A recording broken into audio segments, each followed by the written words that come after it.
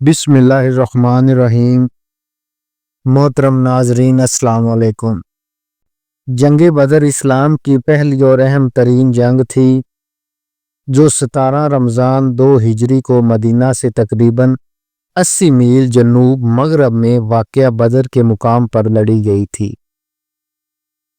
یہ جنگ مسلمانوں اور قریش مکہ کے درمیان ہوئی اور اسلامی تاریخ میں ایک فیصلہ کن موڑ ثابت ہوئی۔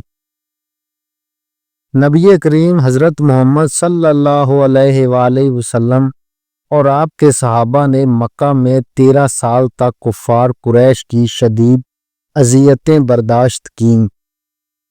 جب ظلم حد سے بڑھ گیا تو اللہ تعالیٰ کے حکم سے مسلمانوں نے مدینہ کی طرف ہجرت کی، تاہم قریش نے مسلمانوں کے خلاف سازشیں جاری رکھیں اور انہیں ختم کرنے کا ارادہ رکھتے تھے۔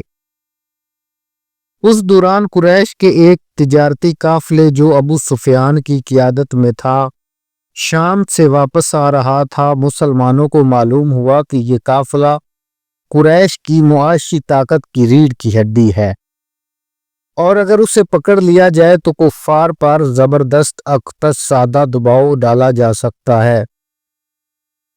نبی کریم حضرت محمد صلی اللہ علیہ وآلہ وسلم نے 313 صحابہ کے ساتھ قافلے کو روکنے کا ارادہ کیا، مگر ابو سفیان کو خبر مل گئی اور اس نے مکہ میں مدد کے لیے پیغام بھیجا۔ چنانچہ قریش نے ابو جہل کی سربراہی میں 1000 کا لشکر تیار کر کے بدر کی طرف روانہ کیا۔ مسلمانوں کی تعداد 313 تھی، جس میں 70 مہاجرین اور باقی انصار تھے۔ کفار کی تعداد 1000 سے زیادہ تھی۔ مسلمانوں کے پاس 2 گھوڑے، 70 اونٹ، چند تلواریں اور زریں تھیں۔ کفار کے پاس 100 گھوڑے، زرہ، بتکر، ساز و سامان سے لیس جنگی قوت تھی۔ مسلمانوں نے نبی کریم حضرت محمد صلی اللہ علیہ وآلہ وسلم کی قیادت میں بہترین حکمت عملی اختیار کی۔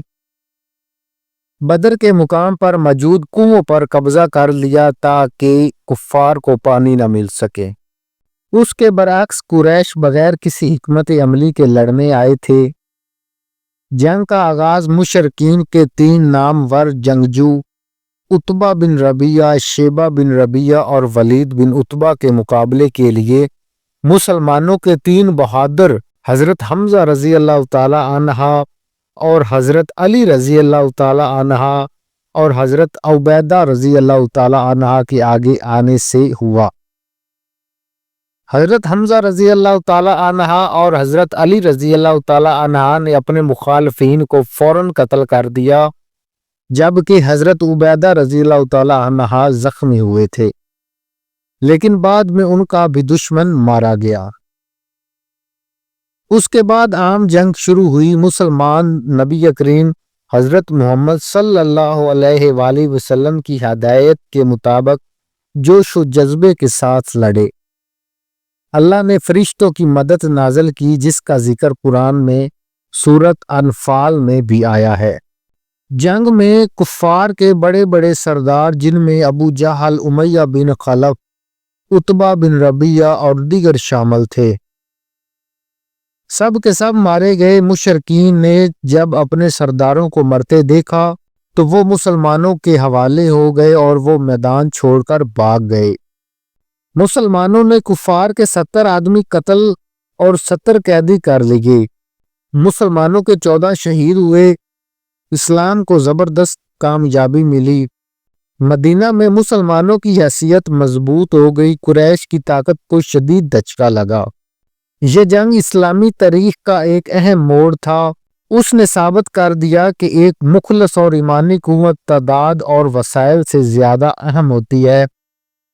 اس فتح نے اسلام کو مضبوط بنیاد فراہم کی اور کفار کے دلوں میں خوف بٹھا دیا۔ نبی کریم حضرت محمد صلی اللہ علیہ وآلہ وسلم کی حکمت، صحابہ کا جذبہ ایمانی اور اللہ تعالیٰ کی مدد نے اس جنگ کو اسلامی تاریخ کی سب سے بڑی عظیم فتح میں بدل دیا۔ یہ ہے جنگ بدر کا مکمل اور تفصیلی بیان۔ اگر آپ مزید تفصیلات یا کسی خاص پہلو پر وضاحت چاہتے ہیں تو کمنٹ میں ضرور بتائیں۔